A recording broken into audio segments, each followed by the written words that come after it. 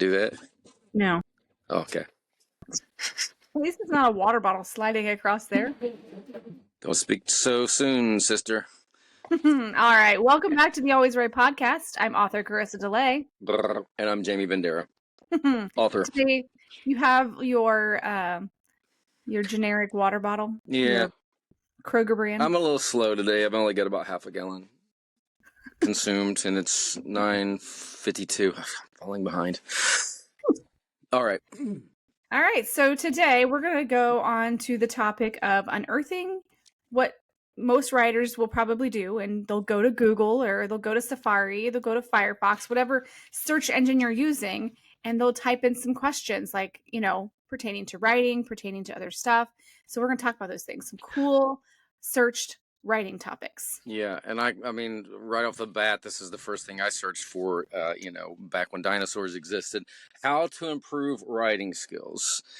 Because, when I would get into first writing Raise Your Voice, I would spend an hour and a half on one paragraph in the very beginning trying to craft it to make it perfect, because I want to save money on an editor back then.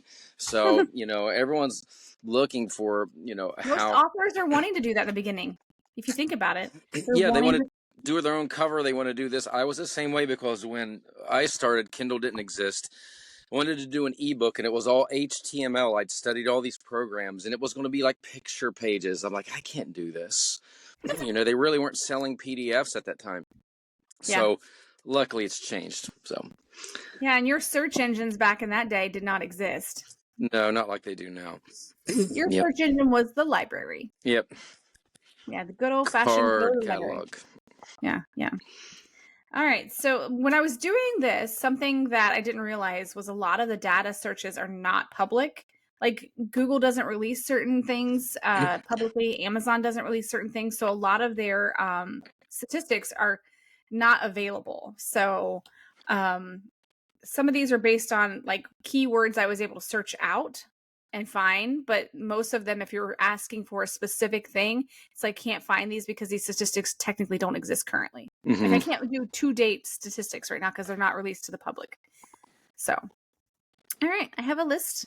This first question was one of the most searched topics in about search topics about writing. So this is specifically in general about writing. What are people searching that has to pertain to writing?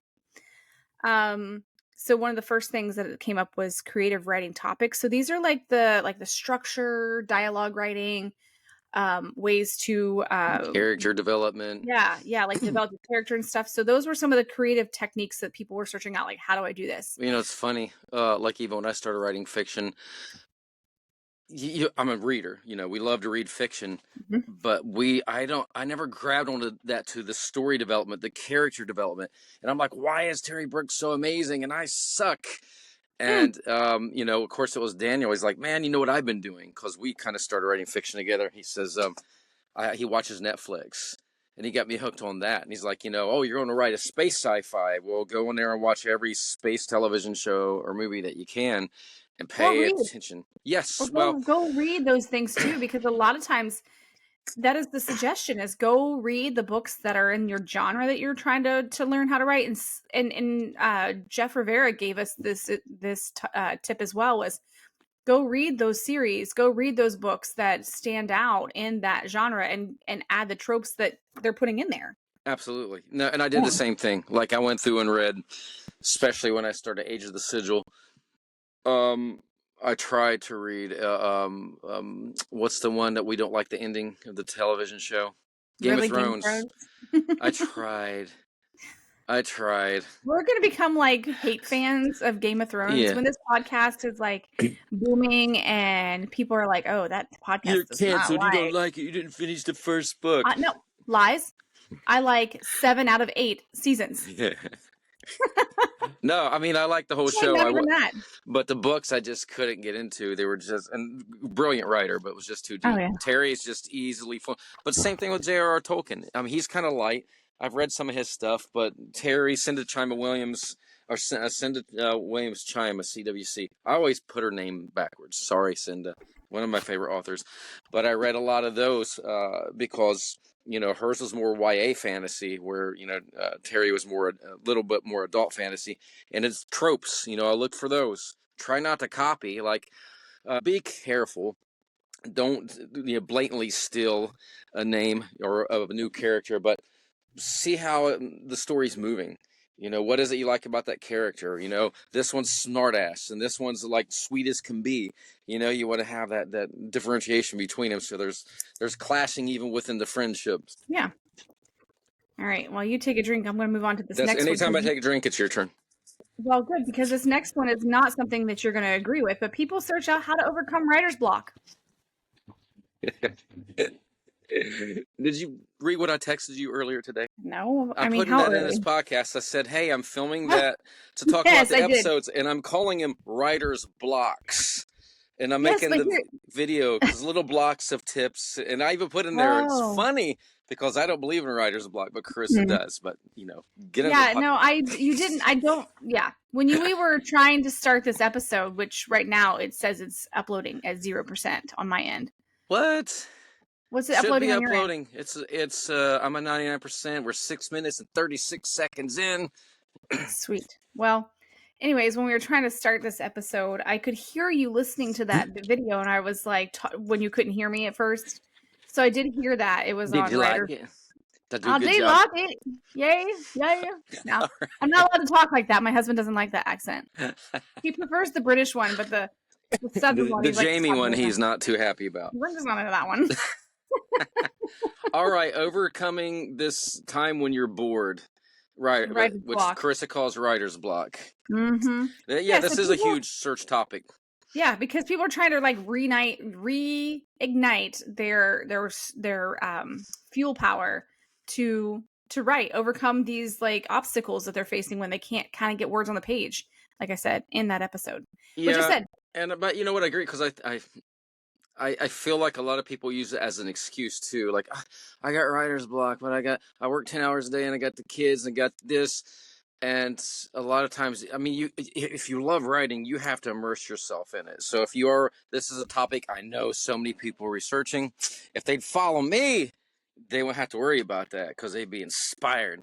The reason I'm not writing Age of the Sigil for you is because I'm bored. Oh my gosh. All right. That's a lie. Because you're not bored. You're super excited about Age of the Sigil. You're just waiting on a few things to work out the things in your life. Pseudo-right. I'm not going to say anything, but if you guys heard that. Stuff going on here, I don't even hear it. Don't you dare blame them. Okay. Be writing right now. Run your mouth. All right. So most of these topics we have covered in episodes. So, if you're searching it, find our podcast. Yep. It's like there's that whole phrase. There's an app for that. Yep. There's a podcast for that. Yeah. There's an episode for that. We need to start using that. Put that on the board of all the strange words we make up. Even though it's not a strange word, that's a catchphrase. Yeah, there's an episode for that. Well, I do have a list for catchphrases too on there. And the other one's like, it's AI. AI. All right. So another one they search for is self-publishing versus traditional publishing, which you did early on in the podcast, of course. Yep. People are just trying to compare success stories. Is it successful on either side? How long are you waiting? What's the process, and what should they do? Something else that people will do, which was down here, is they kind of like look into how, if they are going to self-publish, how they're going to market those ideas and how to effectively use self-publishing as a benefit to them. So and what people don't realize is, even if you go traditional publishing, a lot of times that's on your shoulders too. Like, I want to publish and then my book's going to blow up. That is not true. The publisher gets the book out there. Yeah, they may put some money in marketing, but it's coming back. You're paying for it. You just don't see it up front. But if you really want your book to move, this is a topic you definitely want to research. And guess what? There's an episode for it. Yes. Yeah, and we have an episode coming up where we're going to kind of pick the brain of someone who is a bestseller, not only, here, but internationally. And we're going to talk to her about her whole, process, how that came to be. Like, I'm excited for that episode. Yep. So, okay. We have writing prompts and ideas. So this is something where people are trying to be inspired. They want to write, they've got that fuel, but they don't have the kindling. They don't have the kindling to start the fire. You know what I mean? It's like they've got the fuel, they just need the logs to really build that fire for their writing. Yeah, I know authors who writing prompts, especially in nonfiction, they follow the trends. Like AI came out. How can you make money with AI? How can you write with AI? And then you go to Kindle, and one day there's no books on AI, and the next day there's 413 books on AI because Mm-hmm. everyone's like, "Oh, I want to write an AI book," or maybe the Olympics. Maybe now there's going to be a book on how to break dance. Well, that's gone. Did they get rid of it? Never got rid of it for the next Olympics. I wonder whose fault that was. Australia. Yes. And, God love her. She's like, I just want to do, I know I'm going to win. I want to do my thing. I'm not, I want to get hate for this, but they're like, check, why didn't she do this? And they showed another video of her, and she was decent. She's about as good as I was when I was in my teens. I love this. I could never. Okay, this is now in the 80s. We had 30 years to perfect this.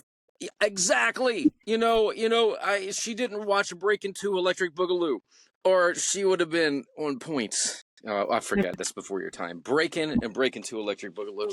Masterpieces of movies. Sounds like you're jumbling your words. All right. Something else that's searched is grammar guides. This would be me. Typo. Yeah, and I feel like this is where, like, do I put 2 spaces or 1 space after the sentence? Do I indent my book? Like, is it indented? How does that work? How do I space after a paragraph into dialogue? Things like that. But people are also searching. This isn't just for fiction.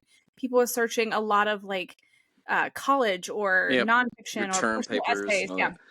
Yeah, they're trying to figure out like Chicago style AP. I do that one because a lot of times when professors will go back and forth as far as this professor was an MLA, this one's a Chicago 17th edition. I have to go and remind myself how those citations work. Not only when you're putting your references in, but when you're putting in your in text citations. So I do that. I search that a lot. Yeah. Yep. So I don't even think our books, I don't think we do indentations in my fiction. Maybe the first one, and we would have the first word would be really big and more graphic, and then you go down to your regular. The first letter. Yeah, the first letter. Yeah. Sometimes Which Daniel we did the first letter.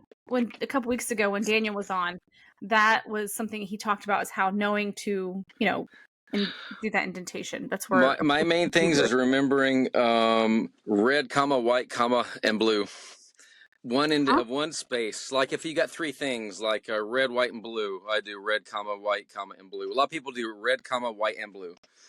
Yeah, but that makes blue and white the same. You're supposed to space after the blue. I know, but a lot of people, I will catch that. That drives me nuts. Yeah. Okay, of course, marketing for writers. A lot of people will search out ways to effectively market their work, which I mentioned before, like especially if you're going to be a self-publishing author. Freelance writing tips. This is like, again, those people who maybe want to go out there and just be a freelance writer because they just enjoy writing so much and they want to go out and help, a certain situation that needs some writing stuff. Like, yep, I've done that. Writers. People need writers, and it's not just fiction and nonfiction type stuff. I mean, you need people to write up for insurance companies. You need people to write for doctors' offices or like hospitals, like certain things. So yeah, I've written for Sweetwater Music, for iGuitar Magazine. I do newsletters every week. That I realized I got 4 articles I need to get written. I just remembered. Put it on the list. All right. Yes, writing courses and workshops. Yes, writing courses and workshops. This is where people try to find writing groups where they're meeting up to kind of work as, it's nice sometimes to collaborate and work with other people and get feedback. And we had an episode where we talked about writing groups, not only on social media, but the ones online and how to find some of them in your local areas. So there is an episode for that. Book reviews and critiques. This is where we came up with the word crolls. Yeah, so this is something that not only people are searching out top reviewed books, but people are actually trying to figure out how to critique a book, if you know what I mean. How to write a review, how to write a book review. If you're learning, how to write how to go in, read something for a company that, like, say you're in like some kind of literary magazine or something like that. They're also learning how to critique professionally, because there is an etiquette to follow. Yeah, and they're also looking, I see this a lot, like, hey, I need book reviews on my book. Mm-hmm. So they're trying Yeah, to seek paid out reviews. how to Yeah, find credible sources exactly. Yeah. to, review your book. Yeah. So the last thing I listed on this particular topic is genre specific writing advice. So people are like, oh, looking for those tropes. What are the tropes? What are the things that have to be in this genre? What do I need to make sure that I'm putting into a vampire book? What do I need to put into these things? To kind of craft more of a skill that invites, that particular audience. Yeah, So I mean, romance, erotica, YA fantasy, that's a big jump between those two, but there are little things that you have to pay attention to. well, you make that point, and it's actually a good point to make, that whenever you're crossing that boundary between YA and adult, you need to know where the lines are drawn. You Yeah, know, especially, where yeah, because when you go into Kindle too, like when we upload a book, it says, what age is this for? Mhm. And you even see this on YouTube now. Yeah, you want to make sure it's appropriate. And especially if you say, oh, this is for kids, and then Amazon will read through it and be like, you got a lot of sex scenes in here, or there's a lot of curse words. Mhm. No, this isn't for kids. So, Yeah. definitely be appropriate. Yeah. Yeah. All right. So, this is more of like the most searched topics by authors. And we mentioned this up above, which was how to get published. That's of course Yep. going to be how do I get published? Now I'm an author. How do I get published? And like I said, a lot of the times when I was trying to search certain things, Amazon and Google and these things, they don't publicly give a lot of these stats out. I had to kind of create some things that I felt like I could get a search topic for, that I could get these lists. And the most searched topics related to nonfiction specifically.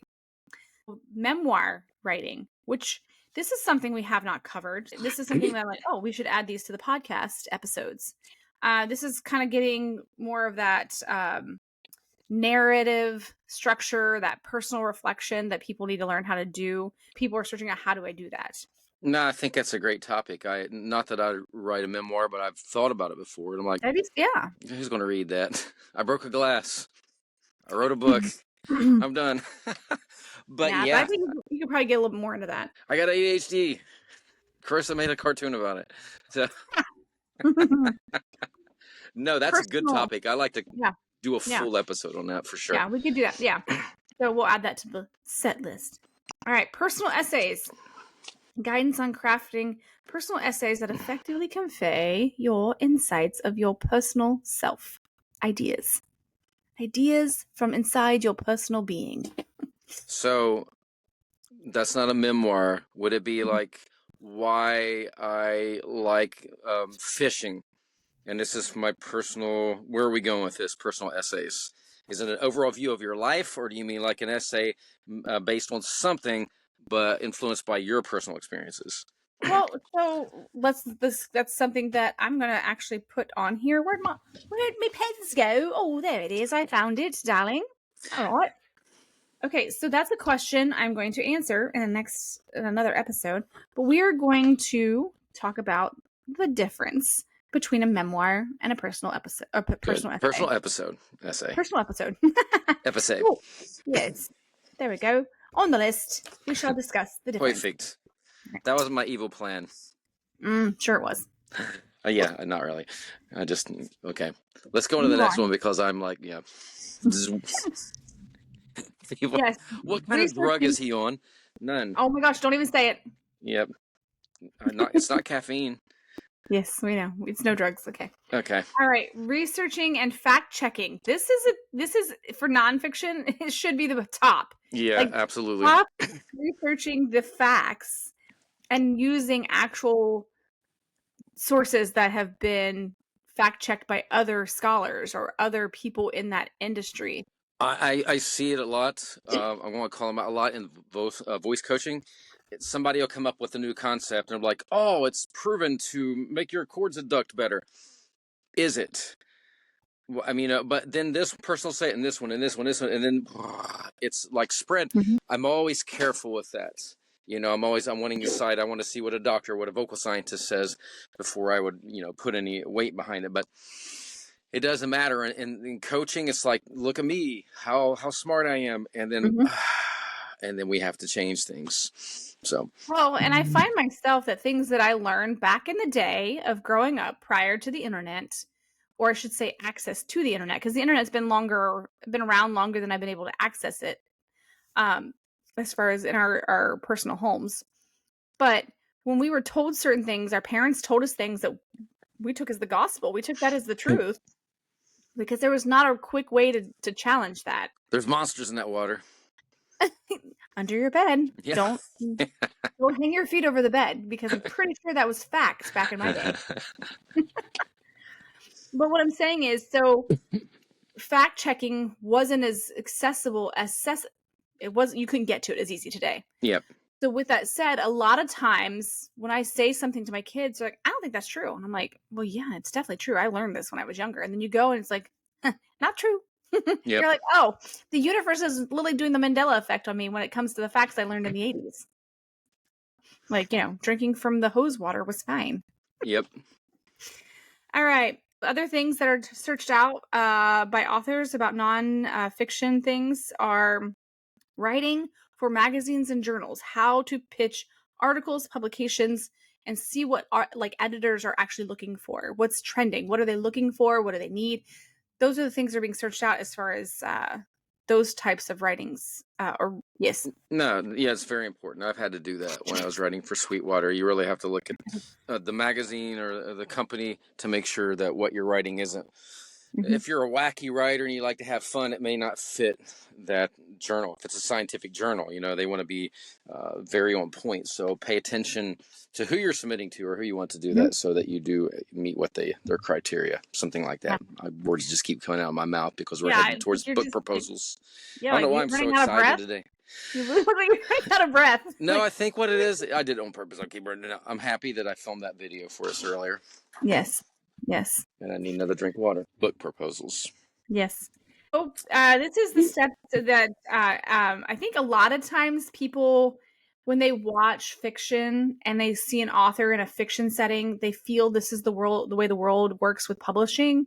It has this ideology that you submit these book proposals and then someone's going to pay you until you write it.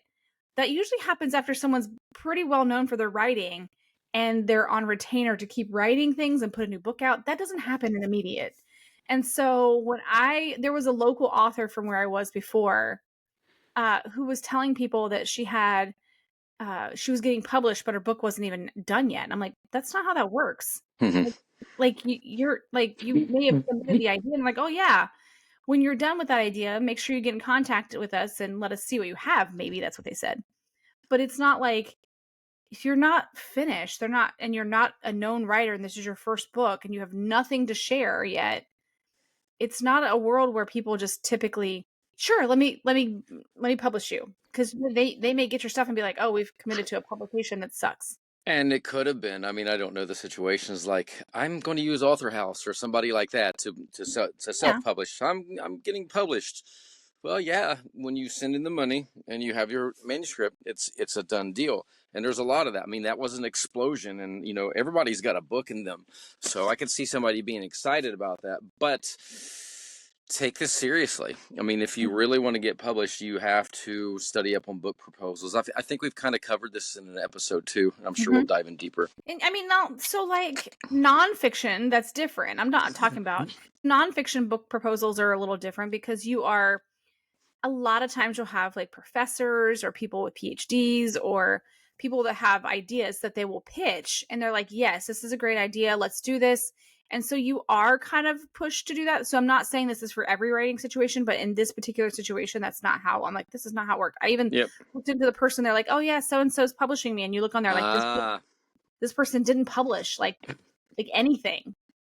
It's like, what is like even their website was some other company. Like it wasn't even them. It was like so weird, but whatever. Yeah, that'll happen. Yes.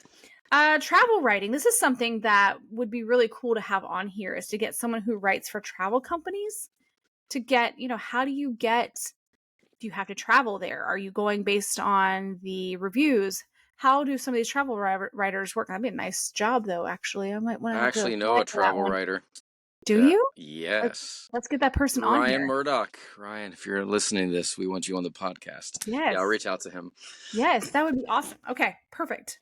I'm also marking that one so I can remind you to stay on that, because I know you've already forgot. Exactly. Yep.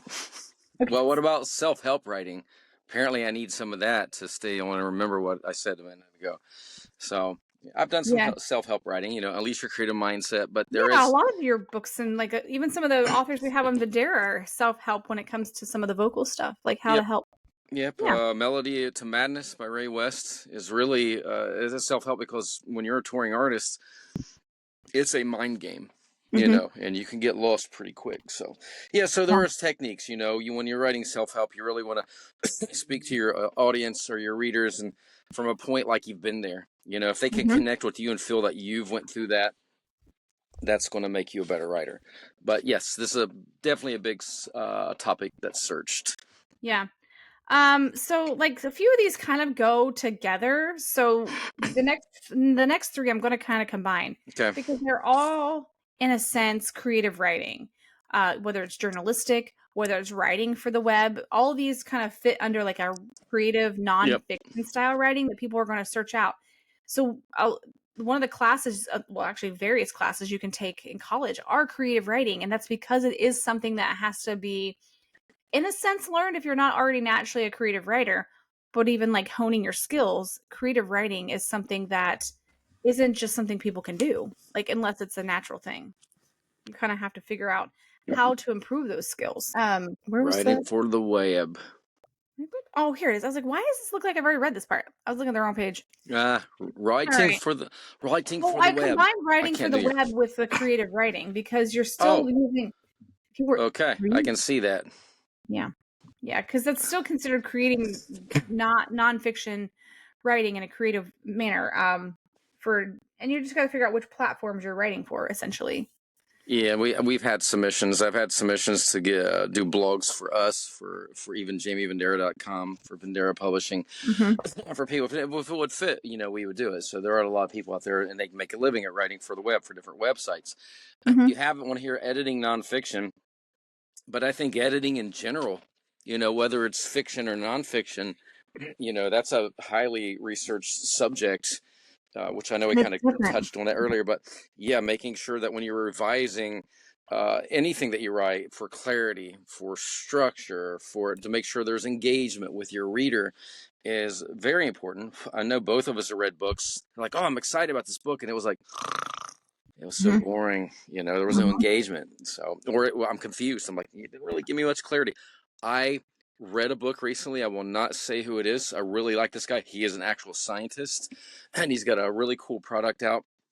And I bought his book on Kindle, and I read it. And we'd had conversations on the phone, and I texted him. I said, dude, I'm not trying to do anything, but I found a lot of typos and errors, and must be something in your formatting. I just wanted to let you know so you can fix it. Crickets. So I probably would have done that too. I would have given you crickets. Like, really? Yeah. It was horrible, though. I mean, dozens and dozens and dozens. And I said, I think it's a formatting issue. Just want to let you know so you can fix it, so nobody would give you a bad review. Yeah. And, and I'm like, hey, by the way, we talked a couple weeks ago. Nothing. So I'm sure I offended him. But because you know what you need to work on? Now ADHD? No. Your approach to texting people when you're critiquing. Yep. Yes. You have to start with the positive. Like, oh, hey, I did. I said, I absolutely love this book. I said, it was amazing. I said, I learned so much from it. I said, but I did want to let you know, I think there's some kind of weird grammatical thing, or when you upload it, because it's throwing off the way your pages are going. And I just want to give you a heads up in case you needed to fix it. So I'm assuming he done it himself.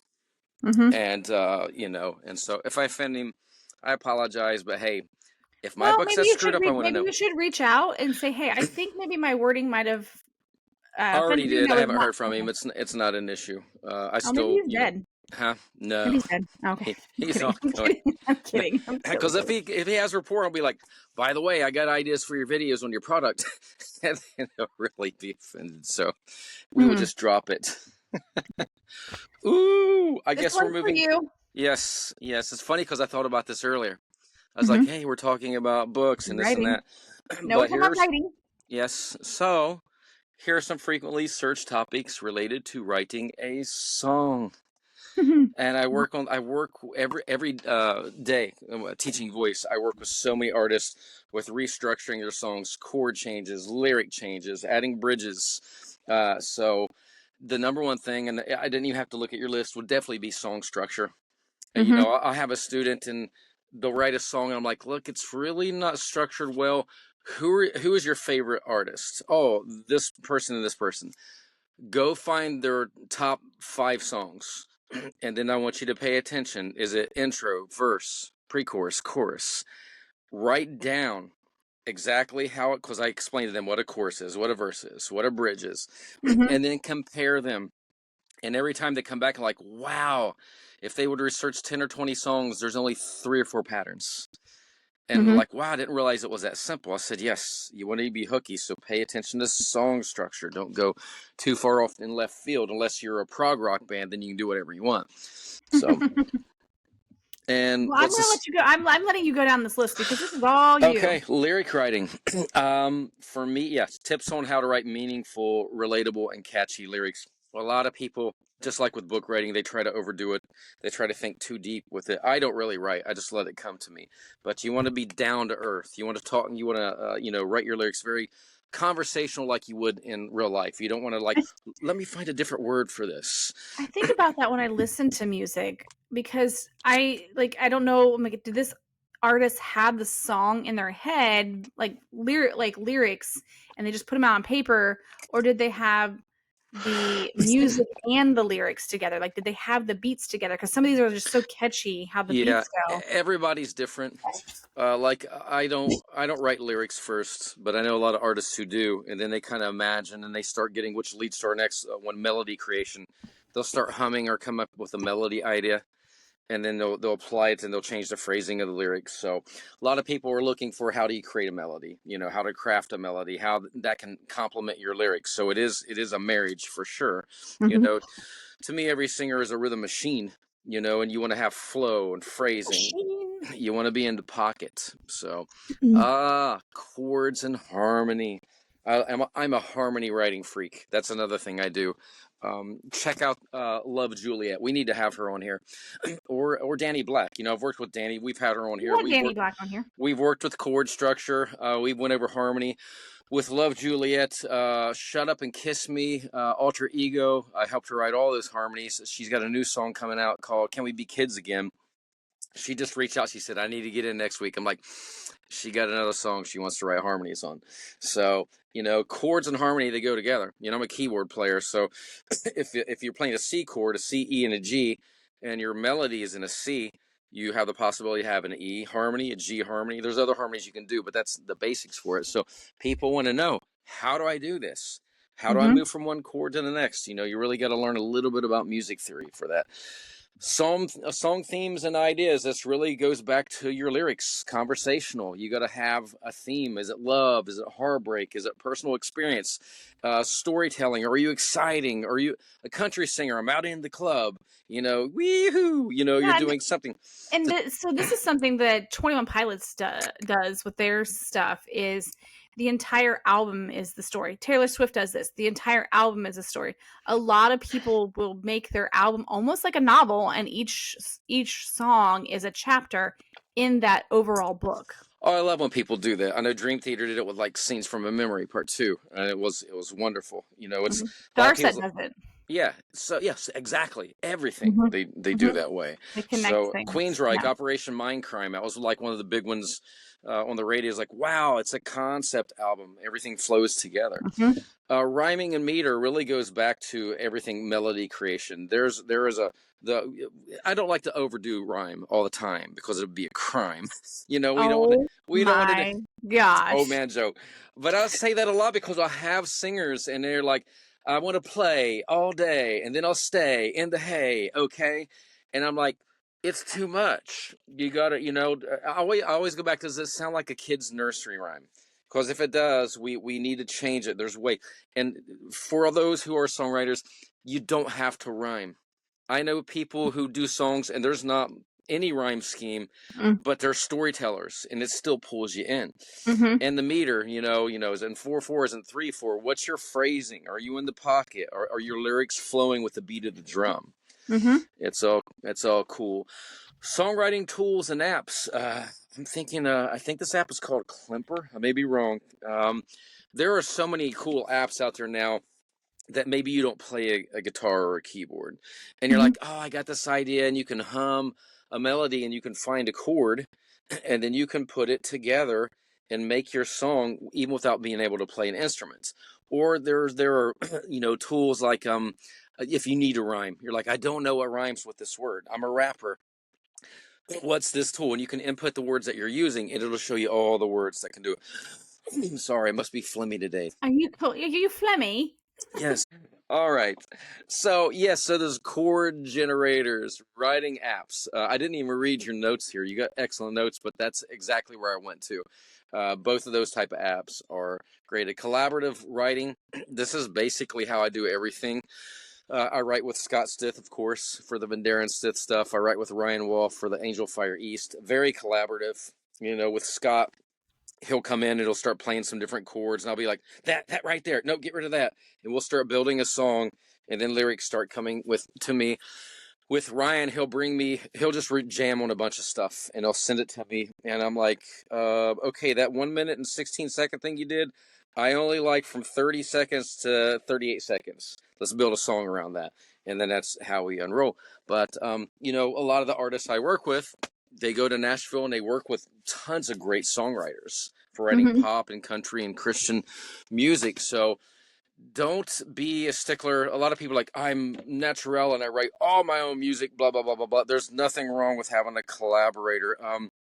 There's a song by the band Saliva, Rest in Pieces. And I know Josie, love Josie. And that song was a little different for them, but it was a really good song. And I just saw somebody posted yesterday who's in his touring band now, said, oh, Nikki Six from 6 a.m. and James, forget his last name, just slipped my mind. They wrote that song for specifically for Saliva. And now as I listen to it, I'm like, wow, I hear the 6 a.m. influence. And it's cool. They still did a great job. So you would be surprised at how many of your favorite songs have co-writers. Well, that's like there's a songwriter, but he also has a band, and I cannot think of the One Republic. I think it is the lead singer for that. He writes songs for a lot of people, and I'm like, if you write songs, why wouldn't you, sing them yourself? But then because you make a lot of money. Yeah. Well, but you probably like this song. This song would sound better if somebody else did it. Yeah. Well, and that's what it is. I think like Jack Blades, I'm pretty sure from Night Ranger, I'm pretty sure he wrote a couple songs for like Aerosmith. So you're writing a song and you're like, oh, I got an Aerosmith feel. Oh, let me, submit this to them and see if they want to pick it up and write and, record it. So, that gives you creative expression, and you're allowed to branch out and not just write for your solo material or your band. So maybe you're a metal dude, but you love writing pop music. And you're like, I can't do that. They're not going to play it. But, Taylor might want this. What about when it comes down to who edits your songs and revises them? Producers. I mean, it really depends. If you have a songwriting team, for example, a girl, she said, had a lesson the other day, and she said, right afterwards, I got to get with the songwriters that I co-wrote this with, because my team, they want the words, the verses to be a little more personal. And she said, do you mind if we take a stab at it? And because I do more than vocal coaching, I'm like, sure. And we literally rewrote the verses, and she's like, wow, that is so great. It tells more of the story. It pulls me in. I said, okay. Of course, I don't take a lot of people take like a publishing credit. I don't. This is just part of my voice lessons. I said, now take it to your songwriters, see what they think, and you guys work and revise it until everybody's happy. I said, I don't care if you keep anything I came up with, but do it. And so there's a process. Or you may even be in the studio with the producer, especially like with writing harmonies, like even with Love Juliet. I said, if we write these harmonies and you learn them, and then you go in the studio, do the lead harmony, that producer is going to flip out and be like, oh, I got an idea. And it happened exactly how I said it. Got the song back. I'm like, I didn't write that, that, and that. And that was cool. It was great because I knew that's what would happen. She's like, I know. I got it all done. And he was so inspired. He said, why don't we try this? You should probably let people tag you in as like co-helping. You may eventually make royalties on certain things that go pretty I thought big. about that. I have the joke. And I'm like, you could literally have someone mowing your grass, and you could move to Destin, Florida. I say this joke every time. I'm like, no, remember, I didn't help you write this. I said, I should because I'd be a millionaire by now. Yeah, you would like literally have somebody else mowing your hill, Yep, I know, I know, I know. and Music. you could probably afford a better looking water bottle than that one. I was actually, see how ADHD, I thought I took a drink. There we go. Wow, you just splashed it everywhere. I've seen it. It's all over my pants. Music genre styles. Yeah.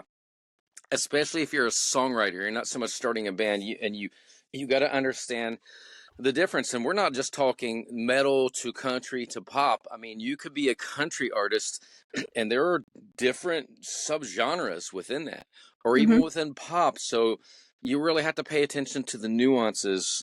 So you're really dialing it down, like indie pop, like Selena Gomez, like she says, "I'm so good for you." When she does that thing where she modifies her vowels, that's not going to work in this style of pop. So you got to pay attention. Is it indie pop? Is it punk pop? Mm-hmm. Is it pop rock? So yeah, understanding the different genres definitely will affect your songwriting approaches. I feel like I came alive after this songwriting. I see what you did to me. Uh, Overcoming writer's block. Strategies for getting past creative blocks. Here's the best information. Start planning in your mind. I don't have writer's block. I'm either bored or I'm excited. Recording demos. Wow, it's so easy today. But a lot of people are like, how can I record a good demo? Be careful. Don't get excited and finish it and think you can put it out as a song. I knew a guy who did that, and it was bad. And we've told him, like, why did you do that? Recording a demo is to get your scratch, to get your ideas off your mind, Mm-hmm. your guitar riffs, your piano, your vocals. So anybody can do it in this day and age. You have an Mm-hmm. iPhone. We have apps on there, little recording dolls, digital audio workstations. You can have a way like IK Multimedia or Scarlett to plug into your iPhone or an iPad or your Mac and just use a basic microphone. Like even this IK here, I don't even need that. I can plug it right in. We have it plugged into the iPad. Simple. So I could Mm-hmm. literally record with an app and get my ideas down. So, all right. All This next right. part, yeah. So this This next is part, yours. yeah, this is yeah. So this is something that people search out for writing college papers. And I thought this was a good one to add because I literally just finished a class where I had never wrote a literature review and never wrote a go ahead. Yeah, I was pretty disappointed with you with that article, with what you wrote. Shut your face. How many words did it have to be? Well, the literature review was like 2,500. And you did 2492 or something Yeah, like that. yeah. Yeah. Well, it was between 2,100 and 2,500 was You the didn't tell parameter. me that. You said 2500 words, and when you Well, said because the professor put out like this needs to be 7 to 9 pages, so that's around 2,100 to okay, 2,500 words. And of course, if you set it at 2,500 words, I'm going to go as close to 2,500 words as possible. yeah, but I was counting on it. Because what did I say to you? Can't you throw a little extra line in there to get it to 250? Oh, so you were disappointed that I didn't go that far. I'm like, no, I'm good. Exactly. Because I was like No, 2500. Let's do it. no, you just yeah. I So I understand was now. actually overachieving. You're actually overachieved, so I'm cool with it now. Yeah. So and I never had done a research proposal before, so I had to do both in this class, and I enjoyed the class because I did learn, but a lot of the learning was kind of on my own. Because the professor didn't provide examples. He gave you. I showed you the sheet. I think maybe I took a picture. I'm not sure. Yep. It was very small, like instructions, but I'm like, but what's it supposed to? Because I'm a creative person. What's it supposed to look like? Is there like, is this subtopics bold? Like, what is a literature review supposed to look like? How are the sections laid out? That was the thing. I did not know how to put that in, as far as starting out. So I had to do a lot of Google searching, a lot of like going in there and seeing what other people do, watching a few YouTube videos, like what's the basic guidelines when you're doing this. So, but okay. So essay writing, tips for being like more argumentative. If you're doing an argumentative essay or you're doing a descriptive essay, depending on the type that you're doing, a lot of people search out, how do I do this? Research papers, the key things, how to cite research papers, formatting styles, like I had said, like that is one of the things I'm always, even if I've done several research papers, I still go and like, okay, remind me what is the APA style? Or I typically, if I'm given the option from a professor where they're like, we don't care how you cite, just make sure you're consistent. Mm-hmm. I will always go to MLA. That seems to be the one I like the most. Time management. Strategies for managing effective assignment or effective timelines to meet your deadlines. This is something that they teach at ASU, like it's kind of pushed because a lot of people will try last minute and they're like, do not do last minute every day. Check your emails every day. Do some reading every day. Do this. And it is essential to do that daily. So you stay, one, in a habit, and two, you're staying on point with your topic and not losing focus on what you're writing, because we all know that first draft is terrible. So this topic here, plagiarism and academic integrity. I actually, you know what, people can get mad at me, but I did email my professor over a student that copy pasted AI. I don't blame you. We discussed this. That's bull. Yes. Yeah. And people could be like, whatever. Well, here's the thing. When a student posts something or uses AI copy paste and sets the bar as to what a student should be giving a professor, like, oh, this is great. This is perfect. This is like, looks like they've researched this a lot, not knowing they used AI. And then now this bar of AI is where every student has to kind of hit to be that top grade. And that's not fair to those who are not using AI. So I didn't call out a particular student with a name, but I did message my professor. He's an older professor. And I said, hey, I'm not sure if you're aware of this, but I said, I have a podcast with my publishing partner that we were experimenting with AI.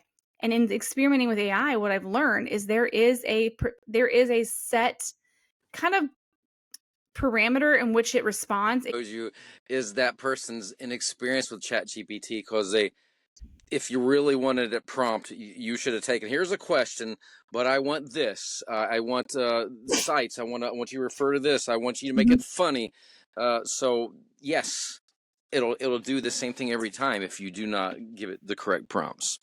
Yeah, actually, that's something that and ASU embraces AI as a tool, and it can be a great tool when it comes to like, because I've done this where I'm like, okay, the professor gives me 120 pages of reading. I start reading. I'm like, wow, this is very boring.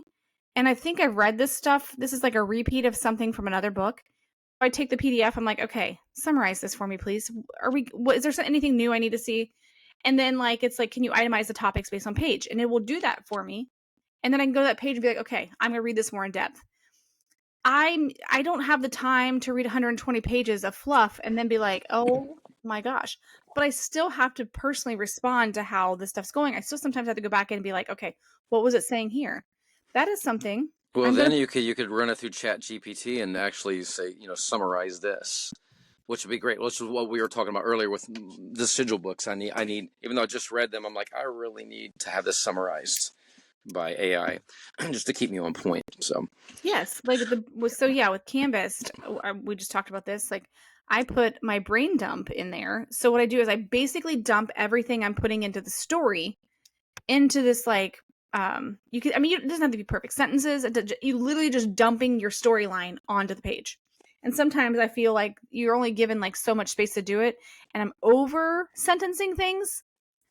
So then it does take up too many words to kind of put it out there. But then what it does is you have that in there and you're like, okay, what I just wrote, summarize it for me. So AI will go in, read it and summarize. But then when you read your summary, you're like, oh, apparently I wasn't giving the point across properly, because when it summarized it, it missed what I was trying to say. Then you can kind of go back and be like, okay, I need to fix this. So absolutely. All right. So that is something I'm putting on here. We're going to go back over AI. We're going to kind of do a little bit. I'm sure we'll have many, especially as it's going to continue to grow. Yeah. All right. Study techniques. How, like, for certain subjects, what's the best way to memorize something? Maybe terms or whatever. excuse me. Presentation skills. This is something that, I feel people have to search out for PowerPoints if they've never created a PowerPoint, how to create a presentation.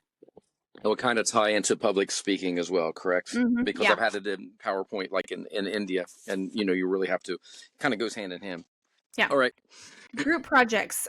This is something search-wise, I don't know what you would technically be searching other than maybe a self-help on how to work with a group.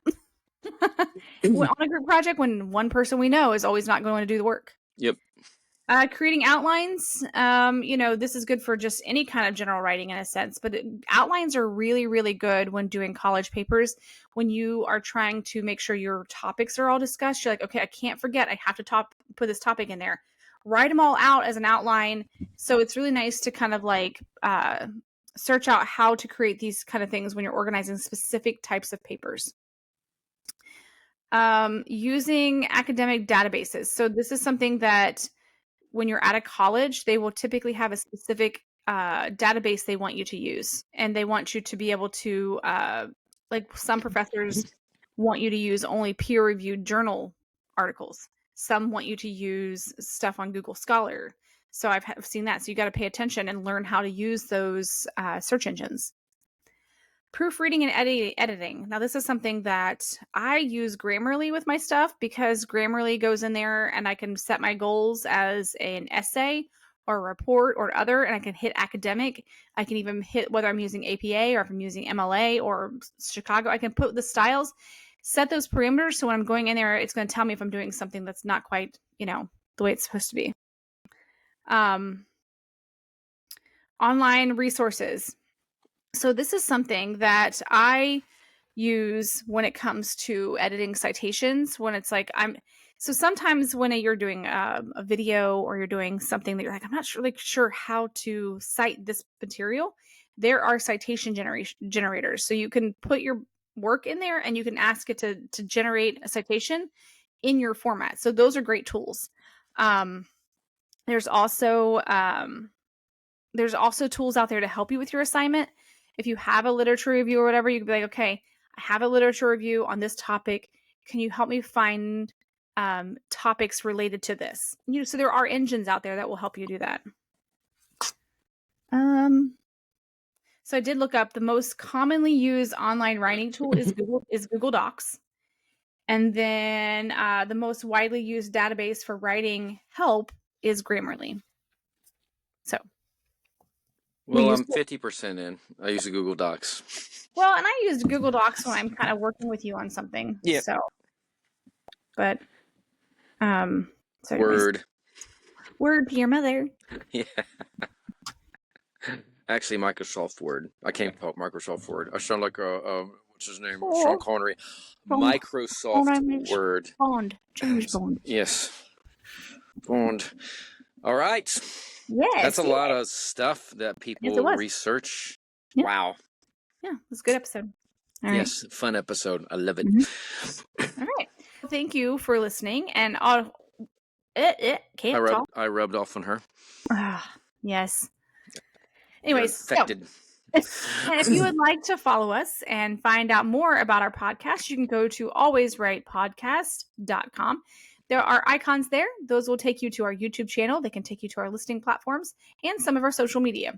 We don't post on all of our social medias because I'm not much for X, but it's still there. If you'd like to email us, you have comments, you have questions, or you are interested in coming on the podcast because you're a writer, author, or someone in the writing industry, feel free to reach out to us at alwayswritepodcast@gmail.com, and we will get back to you. Anything else you'd like to add for the day, Jamie? No, I can't think of anything. All right. I wanted that pause. Corbin Dallas. All right. As always, I'm author Karisa DeLay. And I'm Jaime Vendera. I'm Corbin Dallas. Now I'm stuck on the fifth element. So JDHD. All right. All right. As always right.